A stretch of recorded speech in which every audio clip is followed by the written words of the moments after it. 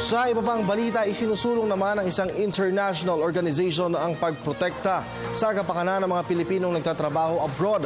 Samantala, pagpapakilala naman sa mga produktong Pilipino sa international market, pinalakas pa ang ulat mula kay George Bandola.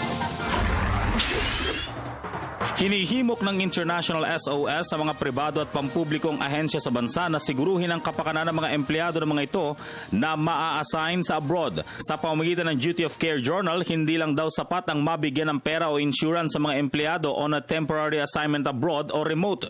To improve the working environment of employees from a security and safety perspective. So that they can share the right information, the risks associated with the countries, what sort of diseases are circulating.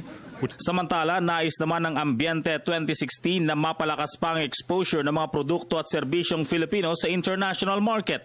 Ang Ambiente ang pinakamalaking trade and fair expo sa Frankfurt, Germany sa darating na Pebrero. We are reflecting markets, and the market for these products is good. It's a global market, and so we react to the market, bring benefits to the market, and if we are doing it right, a show like Ambiente will arise. Good sales for the Filipino companies and good exposure, tsaka good experience. No? Ang Ambiente kasi is about experience. Para sa Telebisyon ng Bayan, George Bandola.